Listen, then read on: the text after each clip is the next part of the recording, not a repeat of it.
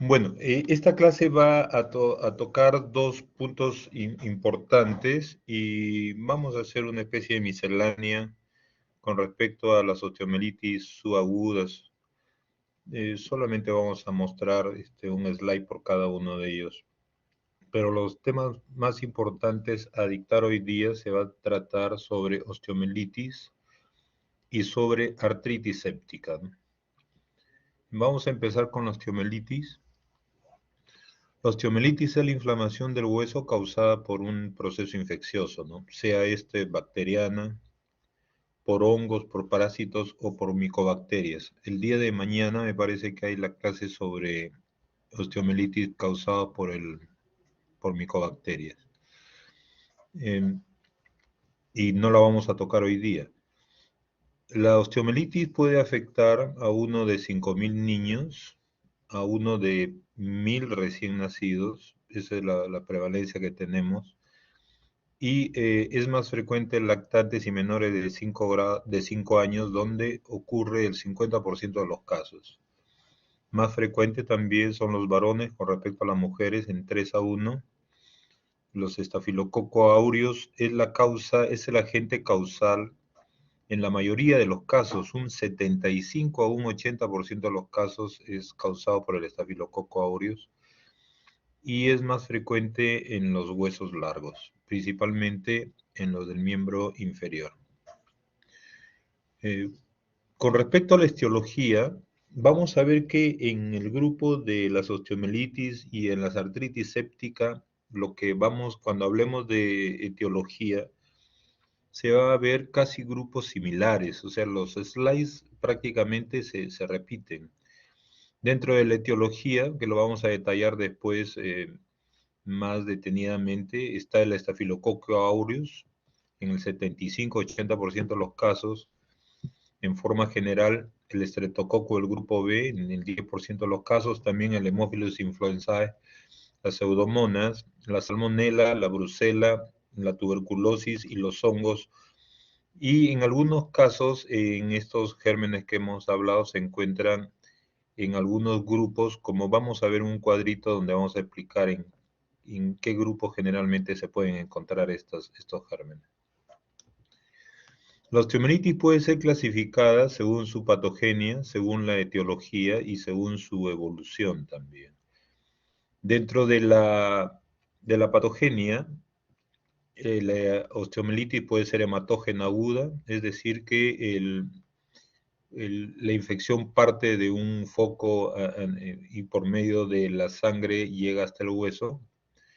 También puede ser causada la osteomielitis por un foco contiguo de infección, de una infección por decir a nivel de una celulitis en el muslo que puede llegar la infección hasta la zona del hueso, o por una inoculación directa del germen, sea esta por algún proyectil de arma de fuego, por alguna arma blanca, por procedimientos medio invasivos como proceso de infiltraciones o por cirugías que se puedan hacer, puede llegar el germen ahí y causar el proceso infeccioso e inflamatorio.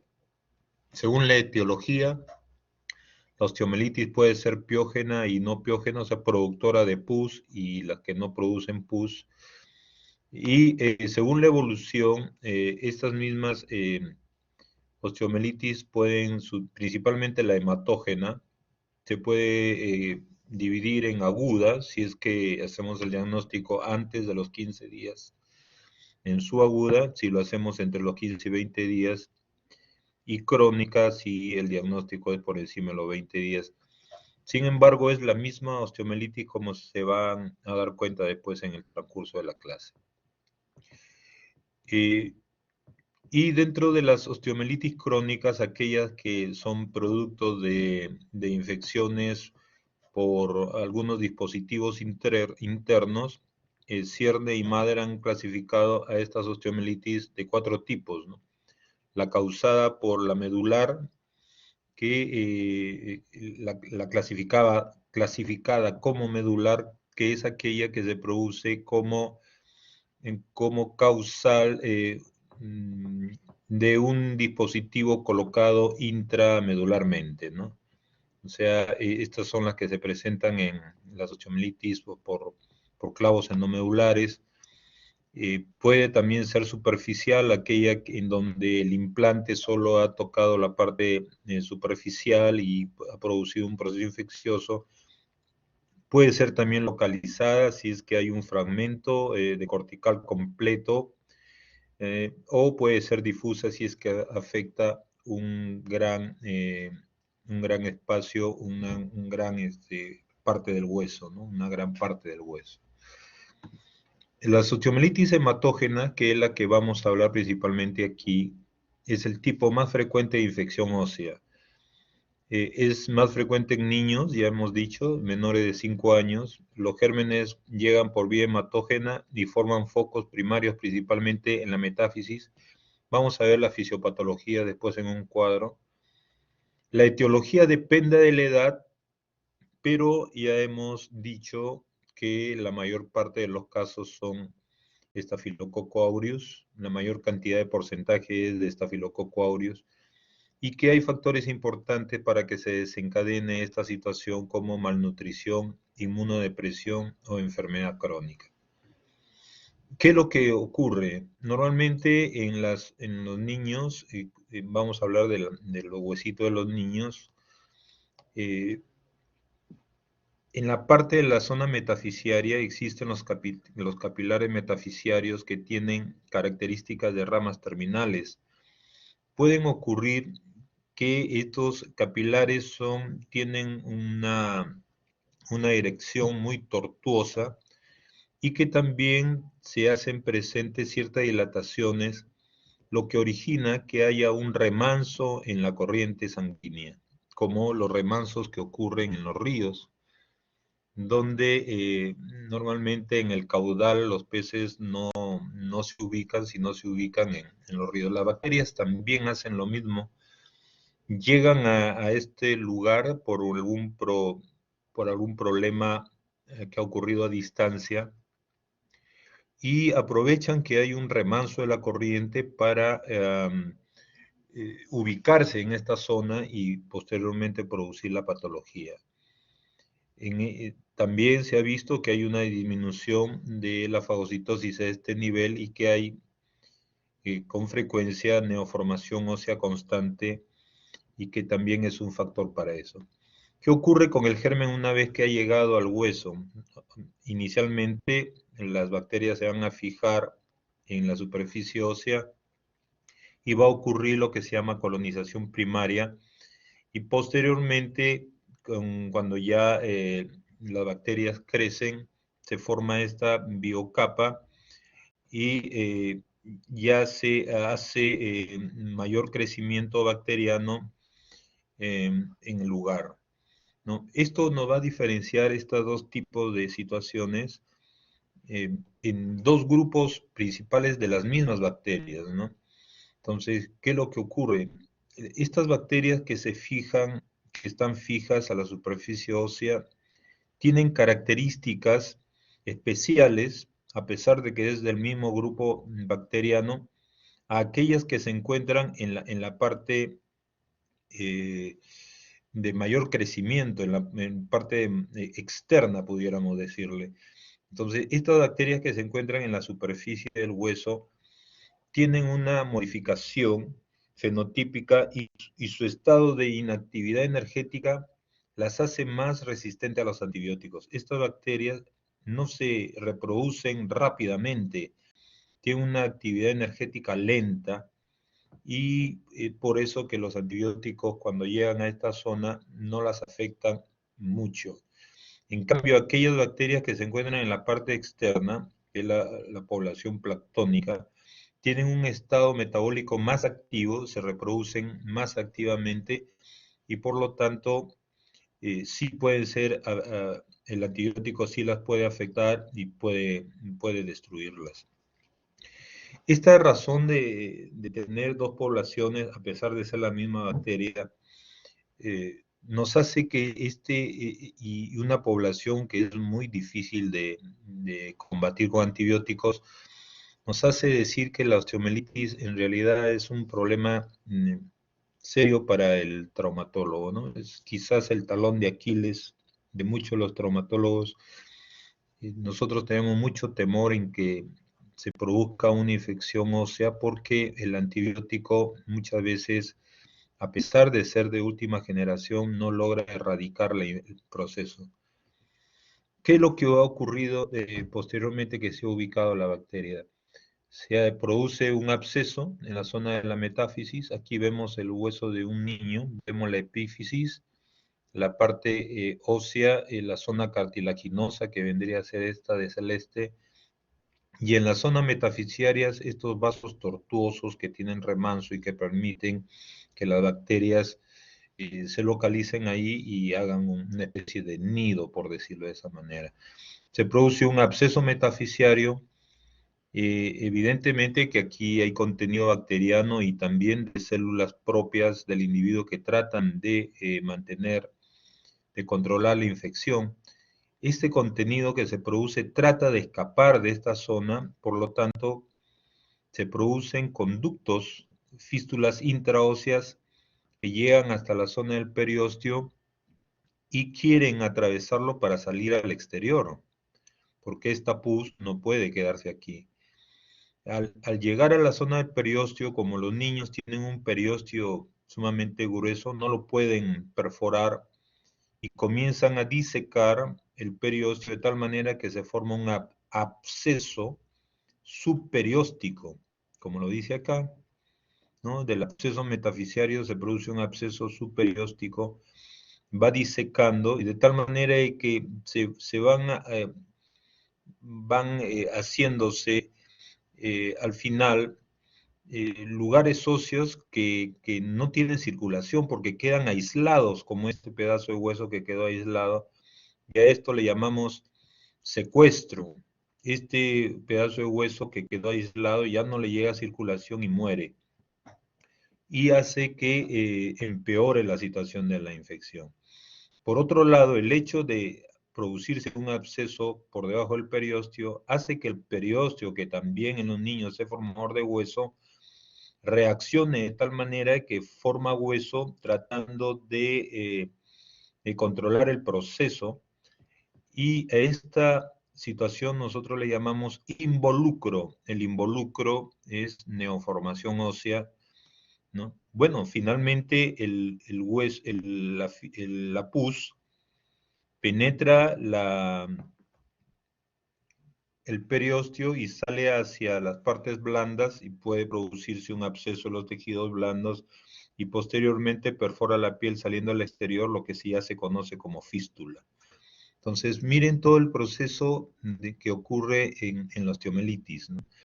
Inicialmente se produce el absceso, posteriormente hay fístulas intraóseas, la producción del absceso subperióstico, la presencia o aparición de secuestros y del involucro, el absceso de partes blandas y la salida de pus hacia el exterior por medio de la fístula. Pero todo esto ya no ocurre en el estado agudo, todo esto ya ocurre en el proceso de la osteomelitis y no en el estado solamente agudo que hemos estado viendo. Esto ya, el estado agudo llega aproximadamente hasta la formación del absceso y quizás al inicio de las fístulas intraóseas, pero esta ya forma parte han pasado ya los días y forma parte de lo que se conoce como osteomelitis hematógena crónica. También le pudiéramos decir osteomelitis crónica nomás. Bien, nuevamente ha ocurrido una bacteriemia por algún foco a distancia, ¿no? Puede ser una amigdalitis, puede ser una otitis. El germen viaja en la circulación, llega hacia la circulación de la metáfisis, donde hay el remanso y se forma el absceso metafisiario. Posteriormente va a producirse el secuestro, va a producirse el involucro y lo que ya denominamos osteomelitis crónica. Pero hay una situación peculiar en los niños menores de 18 meses, que puede ocurrir también una infección de la epífisis. Y al ocurrir la infección de la epífisis, esta al drenar, ya no drena en la zona de la parte blanda, sino drena en la articulación y produce un absceso intraarticular o también artritis séptica, ¿no? Por otro lado, en algunas situaciones, el absceso metafisiario no drena las partes blandas, drena también a la articulación porque existen metáfisis intraarticulares y puede producir como complicación una artritis séptica, o sea, tendríamos una osteomielitis y una artritis séptica en menores de 18 meses y en algunos casos posterior a esta edad cuando se tratan de metáfisis intraarticulares. Ya, aquí lo tenemos mejor explicado. ¿Qué es lo que ocurre en los niños de menores de 18 meses? Es que existe una circulación metaepificiaria. Hay una comunicación entre la circulación de la epífisis y la circulación de la metáfisis que penetra por el cartílago de crecimiento, lo cual ya no ocurre después de los 18 meses, y esto permitiría de que un problema de infección a nivel de la metáfisis pueda, por medio de estos vasos, llegar a la epífisis y posteriormente vaciarse dentro de la articulación y producir el proceso infeccioso, ¿no? Bueno, llega a la metáfisis, pasa a la epífisis y de la epífisis puede complicar con un proceso infeccioso en la articulación. Pero también hemos dicho de que existen metáfisis articulares, como esta metáfisis, la proximal del húmero, la proximal del radio, la proximal del fémur y la distal de la tibia.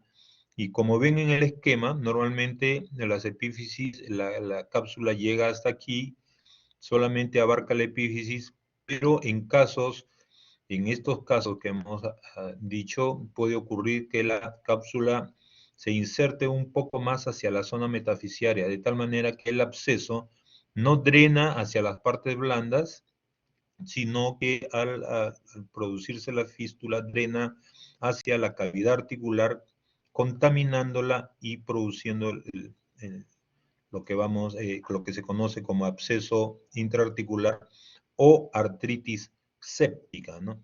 En este caso ya la situación se presenta un poco más delicada, dado de que el cartílago articular al dañarse, como vamos a ver después, deja una secuela muy importante. Bien, ¿en dónde se localiza principalmente la osteomelitis? Aquí tenemos estas 5 principales ubicaciones: metáfisis distal del fémur, metáfisis proximal de la tibia, metáfisis proximal del fémur, o sea, en la zona de la cadera, metáfisis proximal del húmero, o sea, en la zona del hombro, la metáfisis distal del radio, o sea, en la zona de la muñeca. La metáfisis distal del fémur y la metáfisis proximal de la tibia están alrededor de la rodilla. Entonces, que les sirva esto para como una forma de aprender más sencillamente que las principales localizaciones están alrededor de la rodilla, como lo dice acá, ¿no? Metáfisis distal del fémur y metáfisis proximal de la rodilla. Esto es en forma general. Sin embargo, vamos a ver después que existen algunas situaciones importantes también. Hemos dicho que en la etiología el estafilococo aureus es el más frecuente y en todos los grupos. En los lactantes de menores de 2 meses está presente, y están presentes algunos otros gérmenes como los bacilos gram negativos, la cándida, que puede afectar principalmente en los partos vía vaginal, porque el niño se contamina al pasar por el canal del parto, si es que hay presencia importante de este hongo ahí, y si algunas características del neonato lo llevan a poder presentar una osteomelitis por este germen. También aquí no se ha colocado, pero puede también contaminarse con Neisseria gonorrea en las madres que lo presentasen, ¿no? Como este germen muchas veces no da sintomatología, pueden en algunos niñitos ser contaminados por este germen. Pero también tenemos entre los 2 meses y 5 años el Streptococcus pyogenes, el Haemophilus influenza, el Streptococcus pneumoniae, Y en los mayores de 5 años, también el Streptococcus pyogenes, la Neisseria gonorrea. En los adolescentes se veía en el pasado muy frecuentemente este germen debido a la contaminación producto del despertar sexual del adolescente, que muchas veces contaminaban a sus parejas por una falta de cuidado en el aseo principalmente, ¿no? O por contaminaciones en lugares inadecuados. Esto es lo que dije previamente, que algunas situaciones especiales ocurren en algunos grupos, por ejemplo en los adolescentes, en el despertar, la Neisseria gonorrea. No significa que este es el germen principal. Ya hemos dicho que el germen principal es el Staphylococcus aureus. Inclusive en estos casos, sino que hay que de todas maneras tener presente en estos grupos a estos gérmenes como posibles, como que se puedan presentar en ellos, ¿no? En la anemia de células falciformes, la salmonela, en los niños inmunodeficientes, eh, los hongos, los parásitos, las micobacterias, y en los diabéticos y drogadictos, la pseudomonas también tendríamos que tener presente. ¿Cómo hacemos el diagnóstico de la osteomelitis? Sea por la clínica, por la imagen, vamos a ver en qué nos ayudan las imágenes, en qué nos ayuda la bioquímica y los estudios hematológicos y el diagnóstico microbiológico directo. Con respecto al cuadro clínico, debe haber el antecedente de otro foco séptico previo. Algunas veces se acompaña de fiebre, no en todos los casos, como se ve aquí, un 40-80% de los casos. Puede haber dolor localizado en la zona metafisiaria, que algunos niños mayores ya lo pueden ubicar, ¿no? En los niños pequeñitos, principalmente los que tienen menos de 2 años o año y medio, no localizan exactamente el dolor, sino que se les ve irritables, etcétera. Puede haber síntomas localizados ya, como tumefacción, rubor, y puede existir disminución de la movilidad. Ahora, los síntomas, como se ha visto, pueden variar según la edad y según la forma de presentación también. Pueden ser generales o locales, ya hemos hablado algo sobre ello, pero en los niños recién nacidos, el cuadro que predomina es el cuadro séptico, ¿no? El niño no localiza el dolor, no nos dice dónde le duele, y puede haber fiebre, y principalmente el cuadro que predomina, como se ha dicho, es el séptico. En el lactante se muestra irritable, rechaza alimentos, puede estar sin movilizarse mucho porque hay dolor. Y en el niño mayor ya el dolor de los huesos largos, puede haber fiebre, una marcha antálgica ya nos avisa en el lugar que le está doliendo, ¿no? Con respecto a las pruebas hematógenas, son inespecíficas y no siempre están alteradas. Eh, ¿Qué tenemos? Tenemos leucocitos normales o aumentados en el 60% de los casos. La velocidad de sedimentación puede estar elevada, la PCR también, pero en los diagramas que se ven con respecto al tiempo, se ve, por ejemplo, que la PCR rápidamente se eleva en las primeras 8 horas y a los 2 días baja y la BCG se eleva posteriormente después de los 2 días en el 25% de los casos y a la 3 o 4 semana ya se encuentra dentro de lo normal.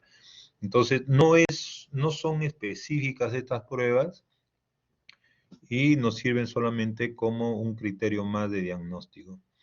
El hemocultivo, o sea, cultivar y buscar el germen en la sangre, solo en la mitad de los casos, quizás hasta un 60% es positivo, y en las osteomielitis crónicas no se encuentra muchas veces esta positividad.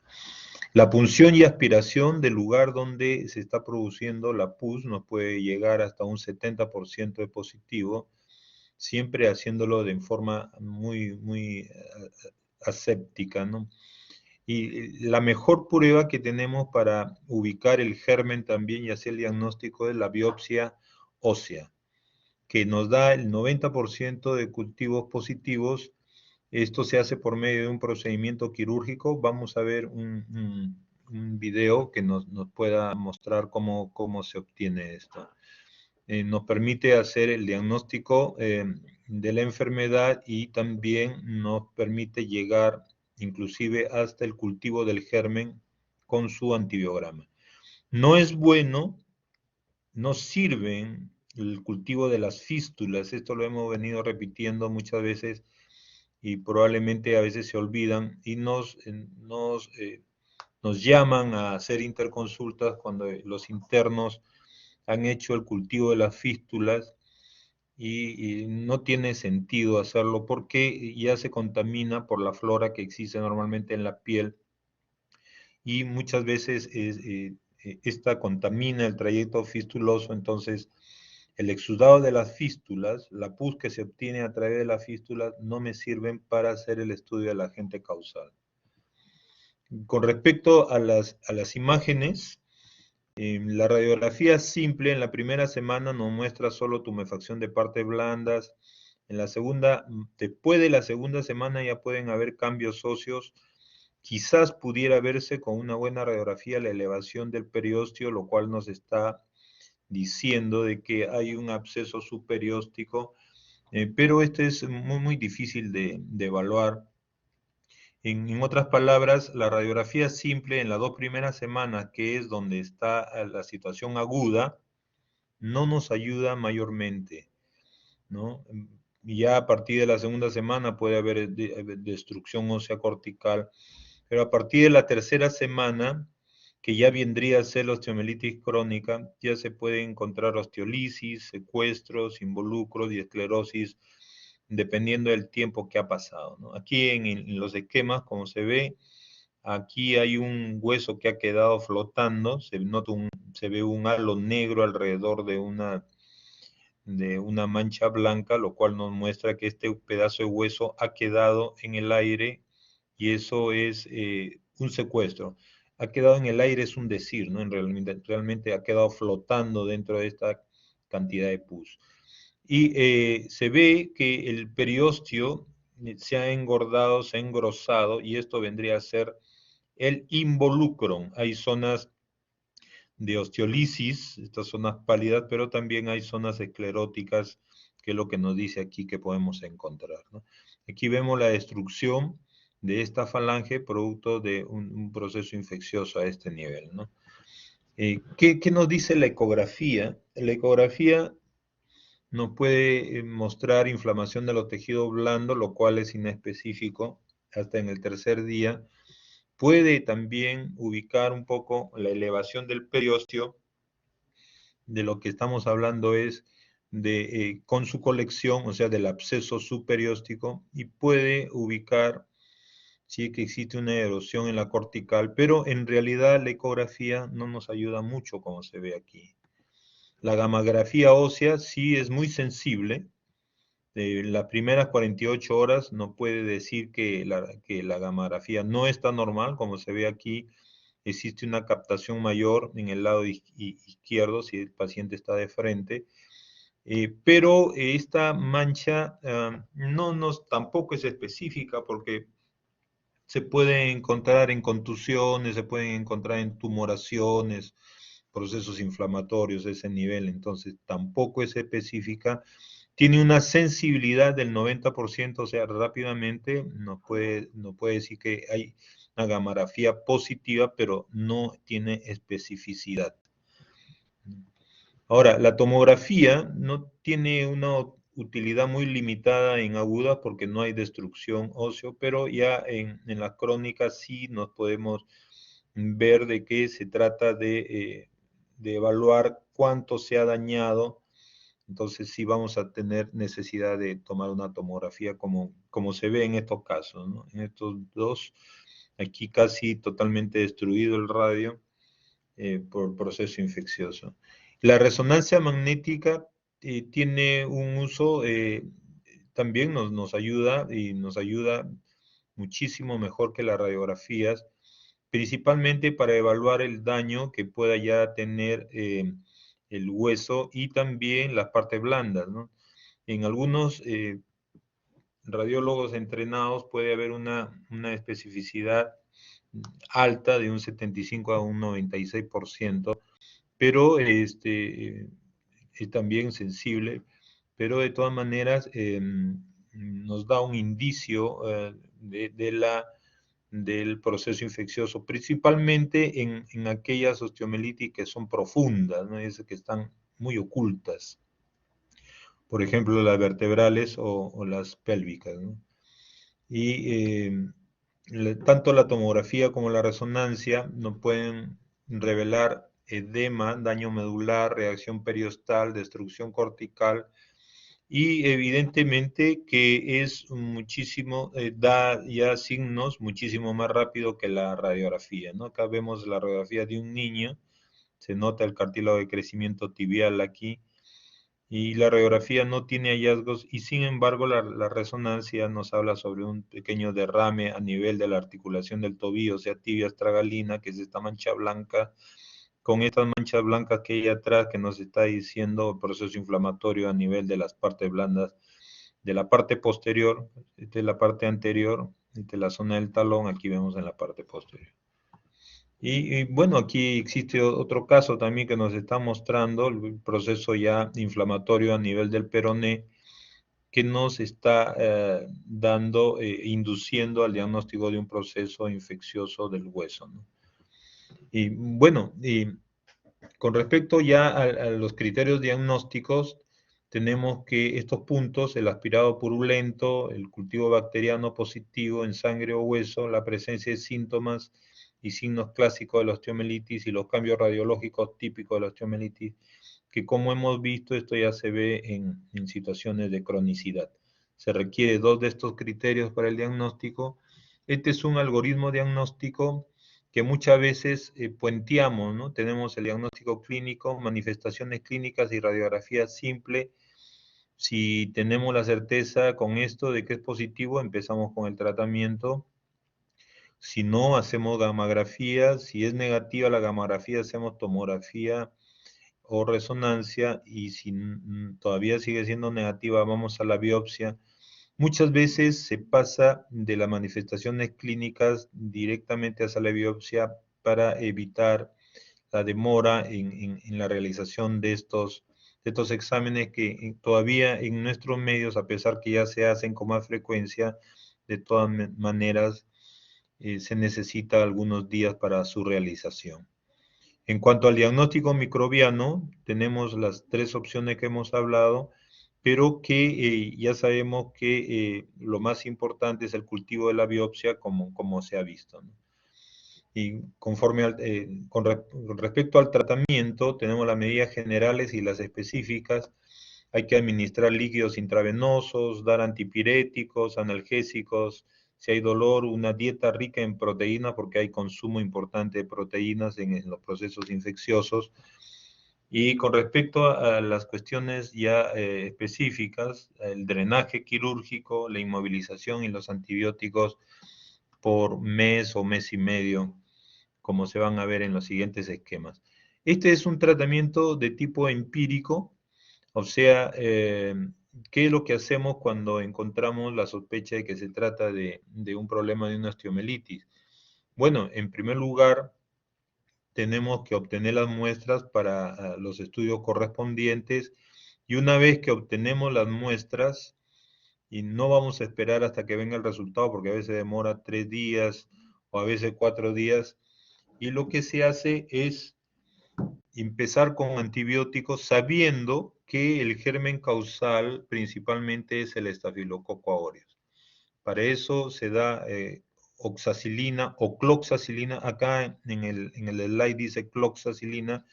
En el Perú nosotros, que yo sepa, no sé si en algún momento lo tuvimos, pero tenemos oxacilina, que tiene la misma función.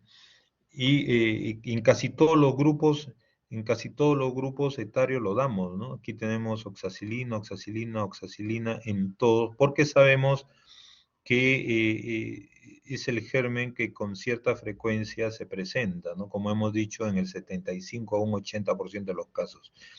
En algunos otros ya agregamos una cefalosporina de primera generación, tratando de que cubrir las otras posibles gérmenes que pueda tener, ¿no? En algunos casos especiales como en estos, se hace uso de la cefotaxima por la posibilidad de la salmonela, de la pseudomonas, la ceftazidima, etcétera, etcétera. Si hay anaerobios, clindamicina, o se van agregando algunos antibióticos hasta que tengamos el resultado de la biopsia, el cultivo de la biopsia y con su respectivo antibiograma, ¿no? Bueno, este es un esquema de lo que se ve. Aquí se ve la cavidad. Este es un video que está a velocidad mayor por cuestiones de tiempo y se ve la fístula. Este es el paciente, se nota la fístula y el área del proceso inflamatorio. Al presionar se ve el drenaje de la pus y se hace una incisión. Yo prefiero hacer un losange, o sea, sacar toda la fístula de inicio. Y aquí con un osteótomo, algunos lo llaman cincel, pero es un osteótomo, se hace la perforación en manera de un cuadradito, lo que llamamos una ventana, ¿no? Entonces obtenemos ahí la muestra ahí de este hueso que está contaminado y lo mandamos a cultivar. Posteriormente se hace el lavado, aquí todo está estéril, por supuesto, esta botella ha sido esterilizada de tal manera de que todo está estéril, se está lavando, se está cureteando, esto se llama cureta, y se aplican estas almohaditas que vienen con antibióticos que son reabsorbibles. O sea, esto se coloca allí, no es que va a quedar como cuerpo extraño.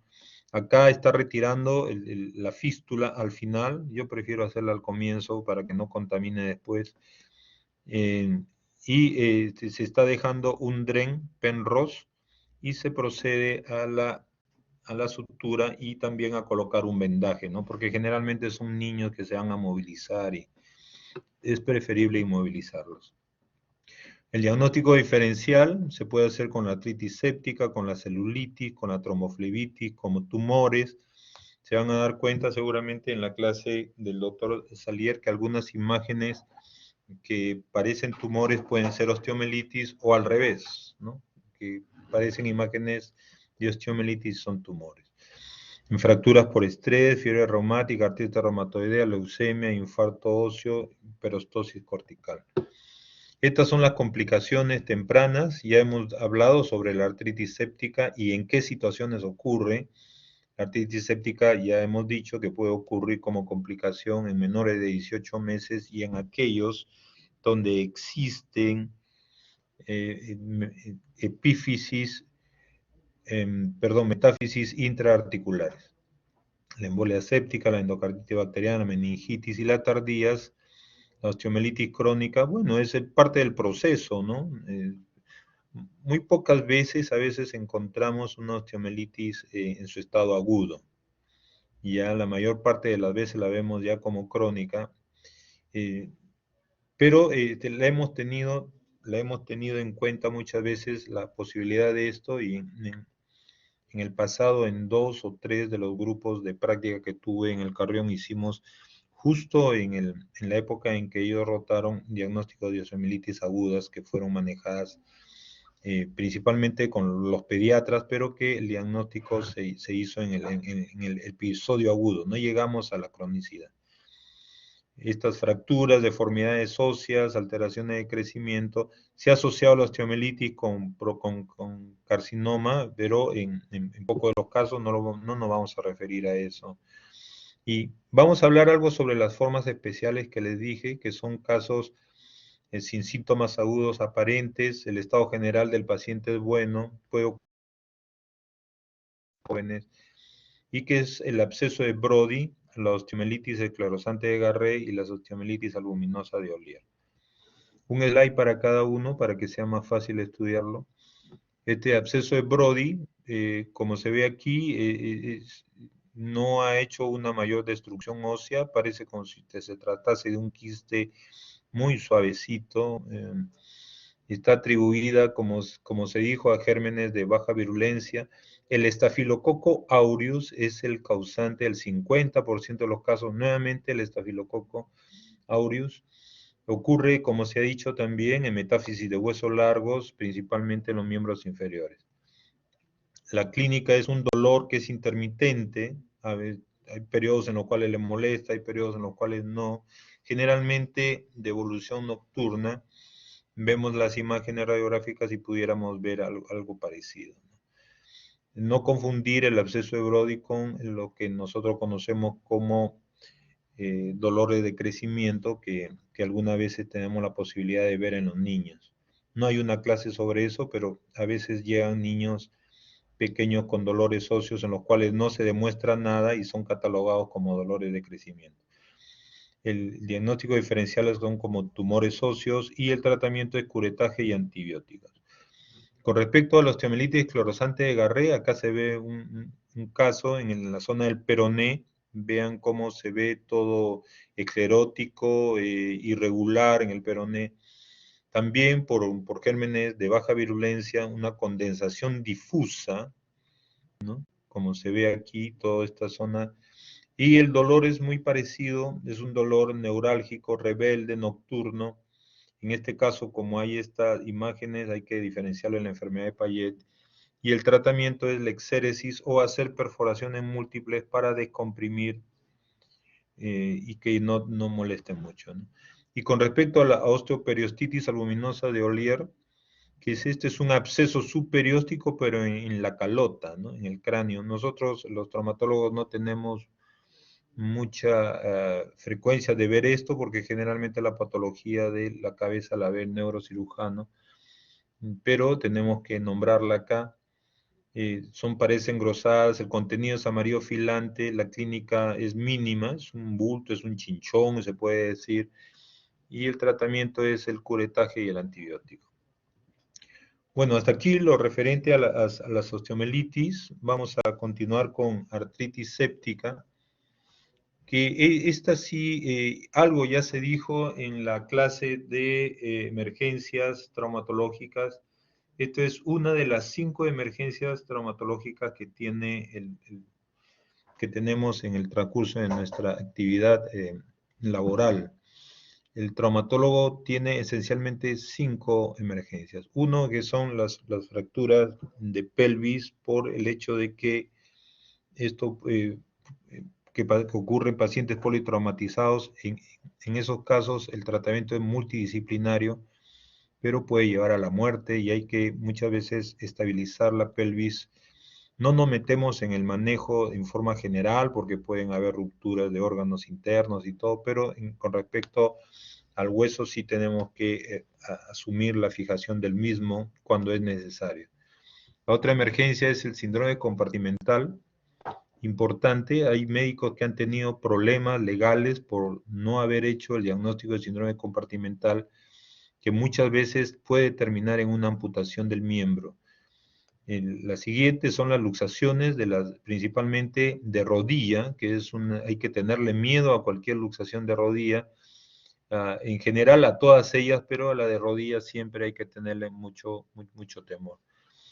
Otra de las emergencias son las fracturas expuestas. Cuando son de los miembros, no de la pelvis, sino cuando son de los miembros, como que te da un poco más de tiempo. No hay compromiso de vida en estas situaciones muchas veces, salvo que haya una lesión arterial importante. Pero sí el hecho de que el hueso se pueda infectar y después producir una osteomelitis con las consecuencias que eso conlleva, nos hace decir que es una emergencia. Y por supuesto, la artritis séptica, antes de lo que hemos hablado, por el hecho de que nos produce un daño a nivel de la articulación que no es reversible. Esto no es reversible. Cuando el daño, como veamos en el transcurso de la clase, cuando el daño ya se hizo en el cartílago, ya no podemos regresar. Bueno, la artritis séptica es la inflamación de una articulación causada por microorganismos piógenos que provoca reacción inflamatoria, supuración y destrucción articular. Esto es importante porque la artritis séptica, si nosotros le hacemos el diagnóstico precozmente, no va a producir daño. Entonces, no tenerlo en cuenta viene a ser parte de una cuestión de negligencia, ¿no? Como en el síndrome compartimental. Y eso puede conllevar a problemas legales serios. La artritis séptica es más frecuente que la osteomelitis, es más frecuente en lactantes y niños menores. Miren cómo se repite casi la situación con respecto a la osteomelitis. Los hombres, por más que mujeres, en 2-1. Acá sí puede haber posibilidades de que sea poliarticular. El 10% es poliarticular, principalmente en los neonatos y en los inmunocomprometidos pueden haber más de una articulación infectada. Nuevamente, el Staphylococcus aureus es el agente causal más importante en ellos. Es más frecuente en la rodilla, en el tobillo y en la cadera. Ojo, vamos a ver que es muchísimo más frecuente en forma general en la rodilla. Pero en los niños, en los recién nacidos neonatos y en los lactantes pequeños, la cadera es el 80% de los casos. Ojo, ojo con esto, no confundir. En forma general, en los adultos y en la sumatoria de todos, la rodilla es más frecuente. La artritis gonocócica, a diferencia de la forma general de frecuencia, es muchísimo más frecuente en mujeres de 3-1, y esto es debido a lo que ya se ha dicho, que las manifestaciones clínicas de un proceso gonocócico en las mujeres puede no ser reconocido, en cambio en los varones sí da una sintomatología importante, por lo tanto obliga al varón a ir a tratamiento, pero en las mujeres a veces se pasa, son pequeñas inflamaciones y la mujer puede presentar la gonococia, y de esta manera el germen puede, al migrar por el torrente sanguíneo, puede llegar hasta las articulaciones. Esta enfermedad es de buen pronóstico si el tratamiento se inicia a los 3 días. ¿Y qué es lo que ocurre? Bueno, en los niños suele acompañar, igual que en la osteomelitis, pueden acompañar a otitis media, catéteres, a osteomelitis. Puede también provenir la artritis séptica de una osteomelitis, ya hemos explicado eso, ¿no? Nuevamente lo decimos, en los niños menores de 18 meses la artritis séptica acompaña con frecuencia a la osteomelitis debido a la circulación metaepifisiaria, a esta circulación que hay aquí, ¿no? Que atraviesa el disco de crecimiento o en niños mayores la presencia de una metáfisis intraarticular, como en estos casos, ya hemos dicho, puede permitir que al drenar el absceso en la zona metafisiaria caiga en la articulación y la infecte, ¿no? Y la artritis también puede ser consecutivo a un proceso de tipo de una meningitis. Eh, Esto es lo que ocurre, ¿no? Los factores que me pueden dar artritis infecciosa pueden ser también por extensiones locales. Ya hemos hablado sobre la osteomelitis, puede ser una celulitis que logró ingresar hasta la zona de la articulación. Puede producirse por vía hematógena o por inoculación directa por alguno de los procedimientos, ¿no? O por algún ataque, ¿no?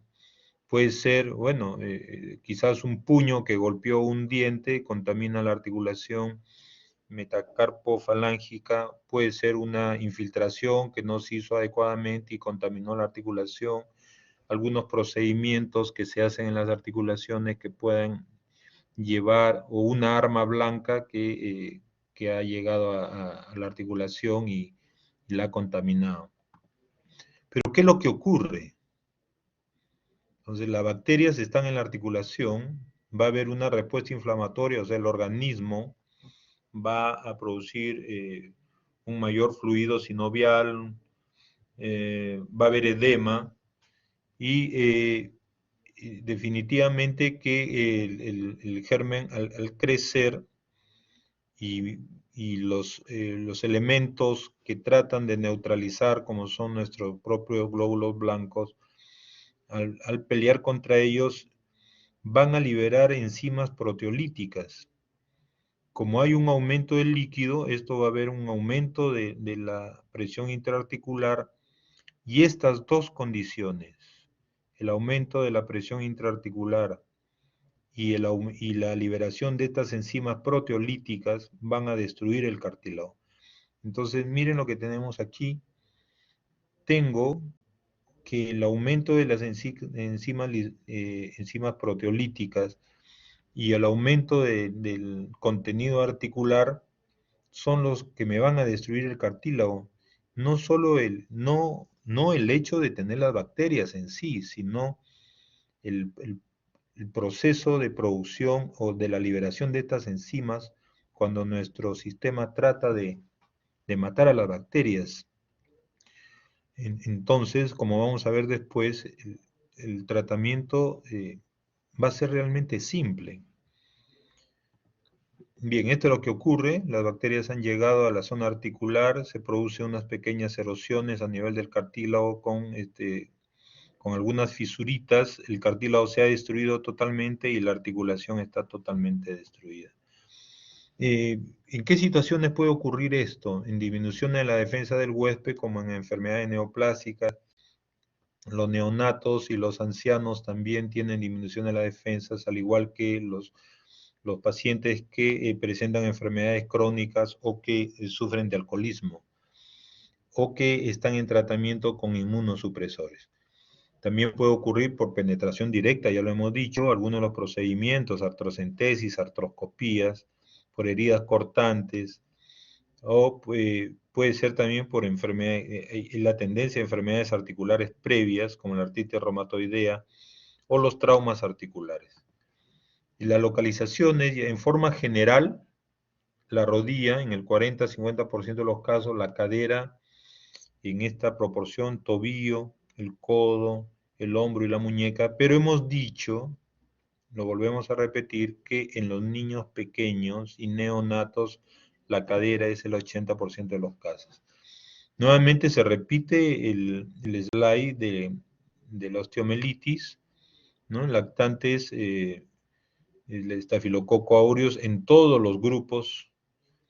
Podemos tener los bacilos gram negativos por contaminación en el proceso del parto, la Neisseria gonorrea, la cándida, ¿no? En los niños de 2 a 5 tenemos el Streptococcus neumonía, la Klebsiella kingae y el Haemophilus influenza. En los mayores de 5 años, el Streptococcus pyogenes, la Neisseria gonorrea. Y bueno, en el diagnóstico, ¿en qué nos ayuda? Pues el cuadro clínico, las pruebas de laboratorio, el estudio de imágenes y la artrocentesis que vamos a hablar ahorita a continuación. La clínica, tenemos manifestaciones sistémicas y locales. En las sistémicas tenemos fiebre, calofríos, falta de alimento, irritabilidad. En los niños pequeños muchas veces no nos dicen que les duele, sino que están llorando, están irritables. Puede haber apatía, en mal estado general. Y con respecto a las manifestaciones locales, tenemos pues el enrojecimiento, el dolor, el aumento de temperatura local y la tumefacción. Y en algunos de los casos, en muchos de los casos, este aumento del líquido en la articulación produce limitación del movimiento y produce una posición antálgica. Dado de que el líquido está a tensión en la articulación, se va a producir situaciones en el individuo que toman posturas para que no les duela mucho la zona afectada. Entonces, esto es importante con respecto a las posiciones antálgicas. La posición en la cadera es de flexión, se flexiona la cadera, hay un poquito de abducción y rotación externa. Simula una fractura, ¿no? Una fractura de cadera, ¿no? Flexión, abducción y rotación externa. En la rodilla, flexión de 20 a 40 grados. En el tobillo, equino de 10 a 20 grados. Y en el codo, flexión de 40 a 60 grados. El codo se mantiene en estas posturas se llama posición antálgica. En estas posiciones, como que la cápsula no se tensa y en consecuencia el dolor disminuye, por eso es que el individuo adopta estas posturas.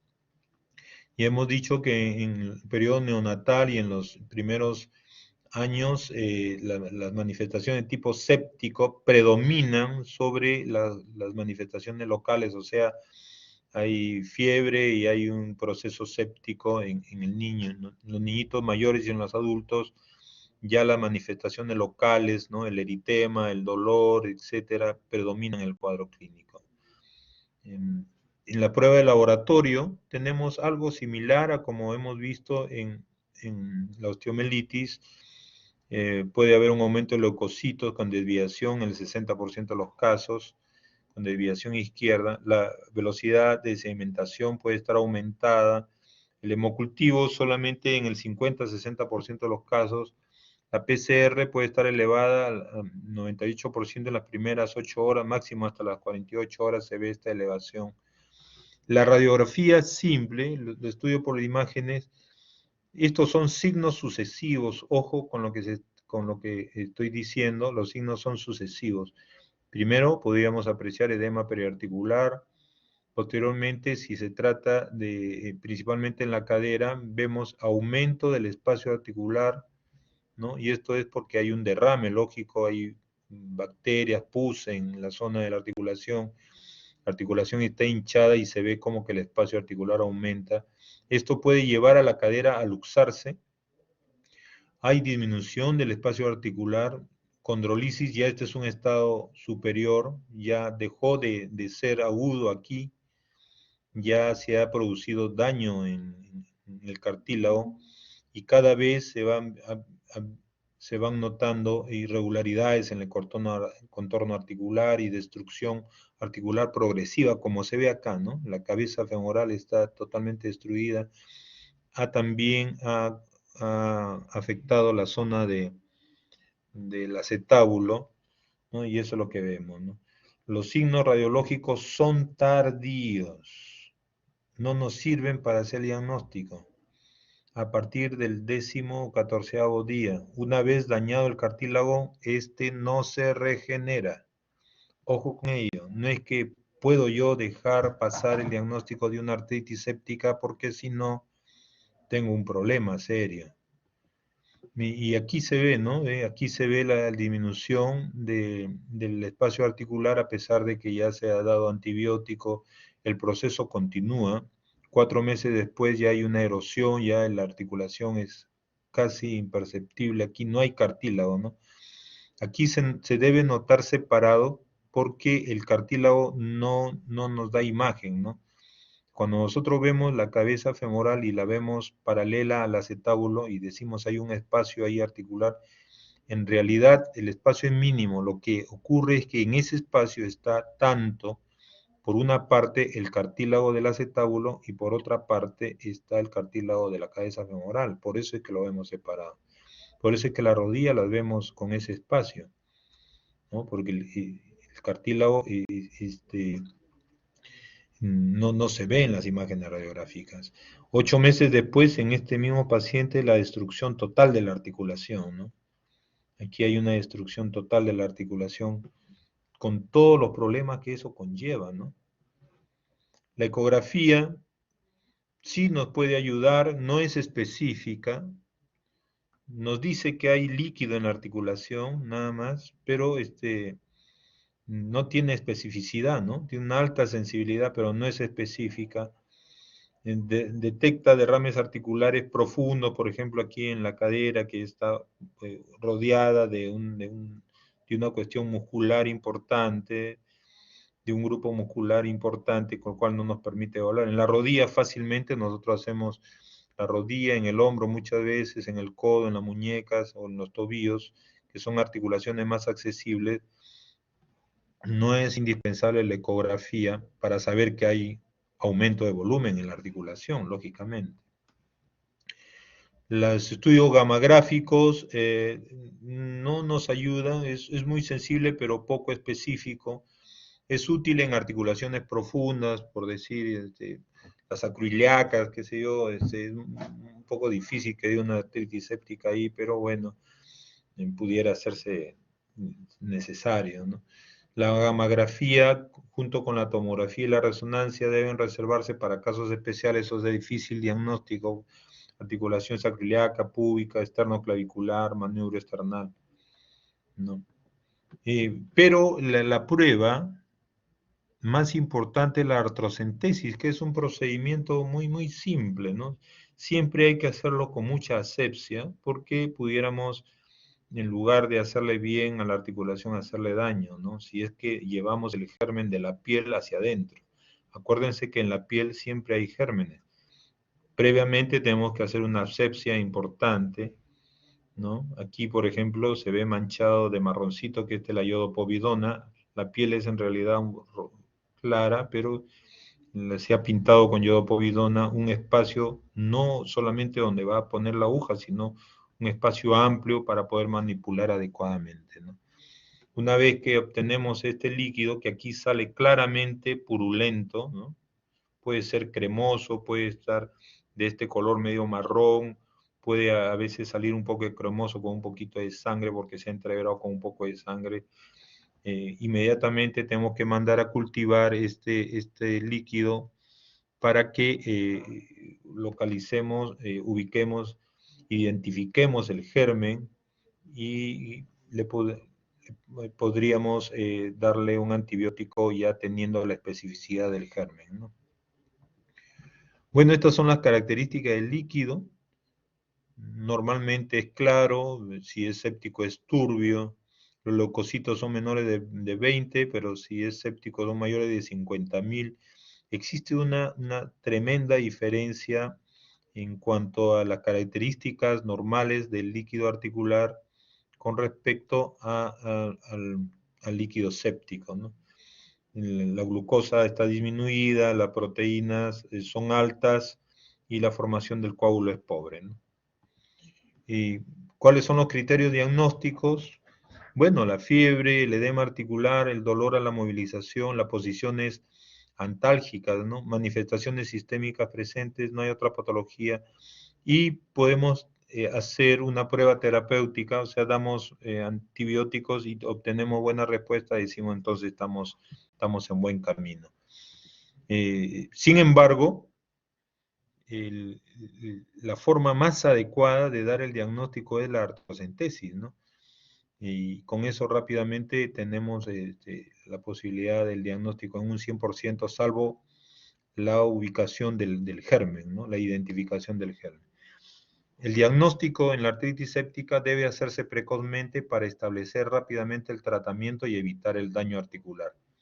Es muy importante, igual como se dijo en las osteomelitis, antes de iniciar el tratamiento, que puede ser un inicio también de forma empírica, sabiendo de que el estafilococo aureus es el agente causal más importante, obtener una muestra para el cultivo bioquímico y microbiológico que van a confirmar el diagnóstico clínico de sospecha y van a orientar la terapia antibiótica. Esto es lo que se hace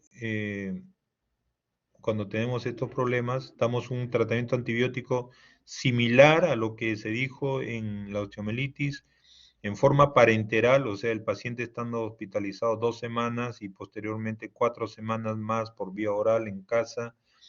El drenaje del exudado purulento es la parte más importante, o sea, es la piedra angular del tratamiento, es el drenaje de la articulación. ¿Qué hacemos cuando estamos drenando la articulación? Estamos yendo hacia las dos partes más importantes de la fisiopatología. Estamos retirando las enzimas proteolíticas y estamos disminuyendo la presión de la articulación. Miren qué simple la situación, ¿no? Tengo un aumento en la presión de la articulación con enzimas, con un caldo de enzimas proteolíticas que van a destruir el cartílago. Lo que hago es retirarlo y con eso hago muchísimo bien al paciente y ya después le manejo con los antibióticos, pero la piedra angular del tratamiento es el drenaje. Miren qué tan simple es el tratamiento y sin embargo cuando no lo hacemos, el daño que le producimos al paciente, como vamos a ver después. Una vez que se ha hecho el drenaje purulento, inmovilización de la articulación afectada puede ser con una férula, reposo del paciente y la rehabilitación. Este es un niñito que tuve la oportunidad de verlo en mi guardia. Vean que tiene una actitud antálgica en la rodilla está media flexa, ¿no? Se nota el aumento de volumen en la articulación y se va a proceder al respectivo tratamiento del drenaje, ¿no? Aquí vean que la rodilla es casi como mi pulgar, es pequeñita, y la incisión que se hace, bueno, también es casi de una pulgada que le hicimos, son 2,5 centímetros aproximadamente, para meter esta punta de la jeringa sin la aguja. Le quitamos la aguja, solo lo dejamos con el plástico y estamos obteniendo el material en sala de operaciones, ¿ve? Miren, el material es purulento, es crema, ¿no? El líquido no debe salir así, el líquido articular no es de este color. El líquido articular inflamatorio es como un tecito ralo, ¿no? Así, mm, y aquí estamos procediendo al lavado articular con esta que se llama septogeringa. Este es cloruro de sodio que se echa en la articulación lavando, ¿no? Esto puede ser suficiente en el tratamiento. ¿Por qué no se hace en el tópico? Es un pequeñito que tiene 8 meses y no va a colaborar con anestesia local. Tiene que entrar a sala de operaciones a hacer el drenaje. Y aprovechamos ahí para ponerle una irrigación. O sea, ¿qué significa? Que por este tubo va a entrar líquido, el cloruro de sodio o suero fisiológico, va a entrar a la articulación y por acá le hacemos un desagüe de tal manera que va a tener un lavado continuo, ¿no? Um, Actualmente se ha visto de que tanto las artrocentesis repetitivas o estos procedimientos de irrigación con drenaje tienen casi el mismo valor. Como es un niño pequeño, hicimos esto, se retiró al día siguiente o a los 2 días este aparato y se le está poniendo una férula enyesada porque, bueno, es un pequeñito que no va a quedarse quieto, entonces tenemos que ponerle ahí para que no mueva y no le cause dolor. Entonces se gotea la articulación y está saliendo por el drenaje, siempre tiene que ser más ancho que la aplicación. Bueno, y dentro del diagnóstico diferencial tenemos la sinovitis transitoria de la cadera. O sea, hay niñitos que le duele la cadera y que no pensamos que es una artritis séptica, pero sin embargo solamente es un proceso de inflamatorio. Pero en estas situaciones es preferible pecar por exceso que por defecto. Muchas veces hay que hacer la punción y si no se encuentra pus, entonces, bueno, se trata de esta sinovitis, pero siempre hay que pensar en lo peor.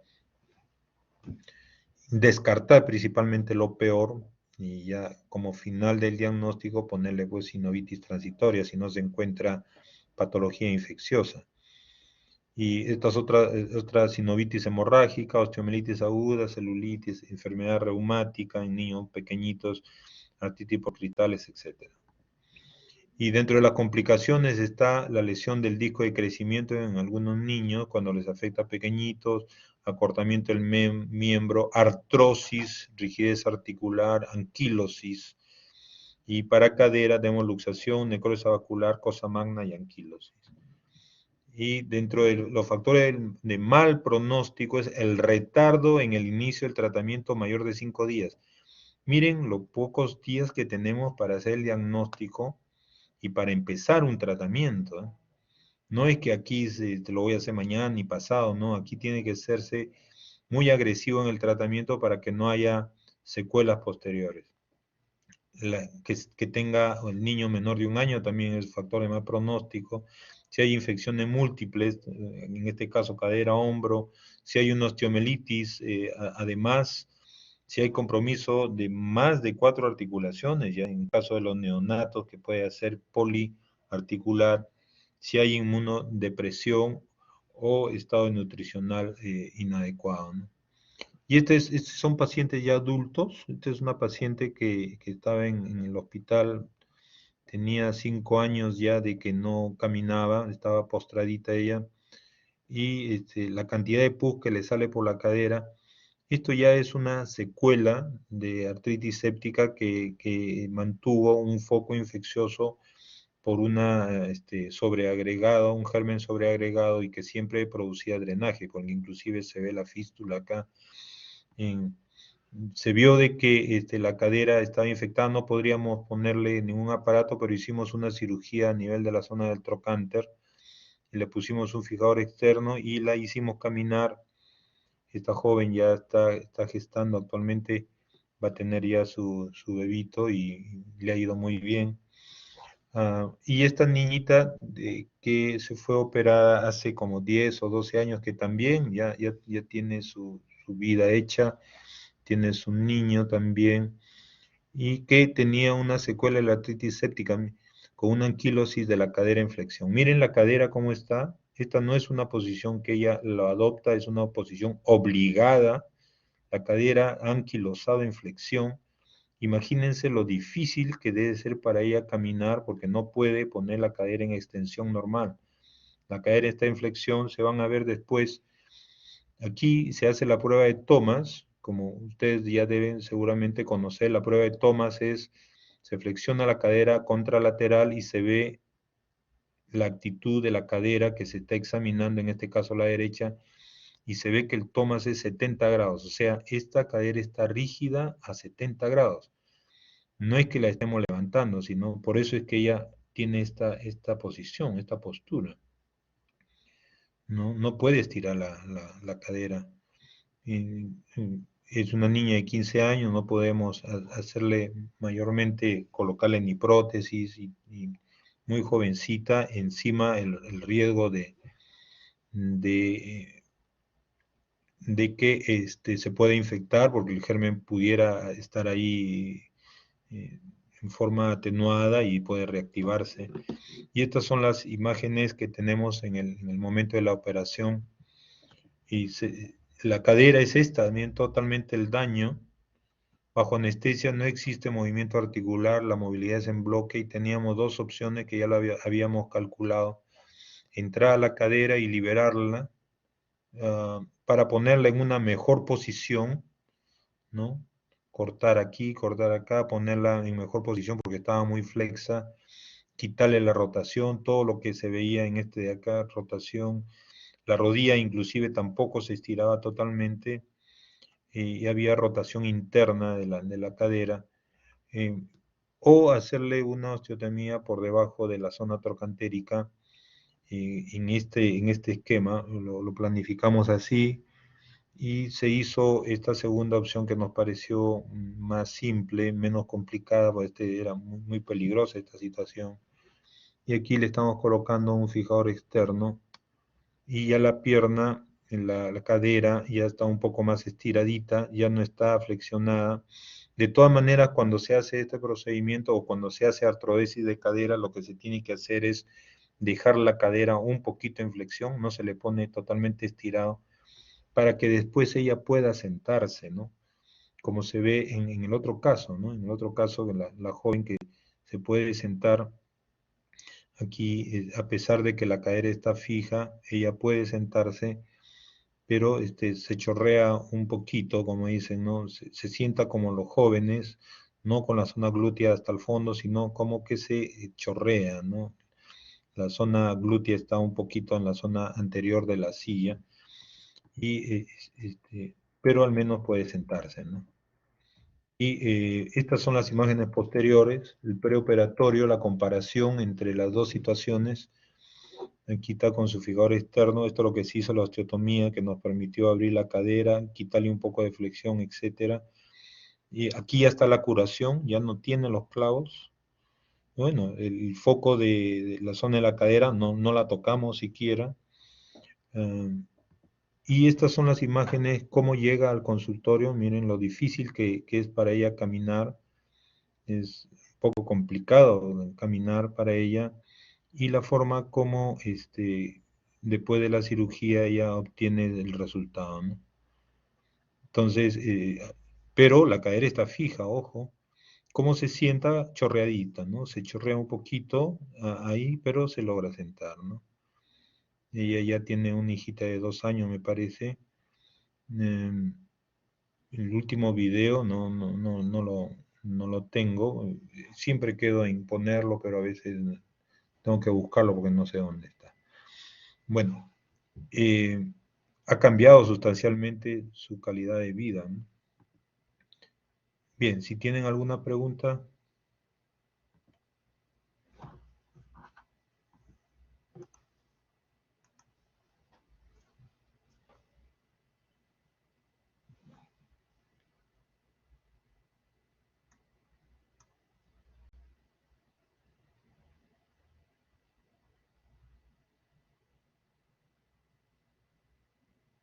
no hay preguntas, ¿verdad? Bueno, todo claro, ok. Bien, entonces eso sería todo.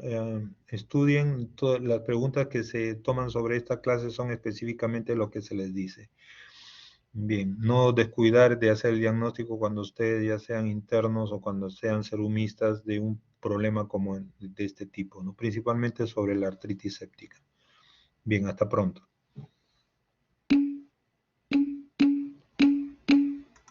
Bien, gracias a ustedes, gracias.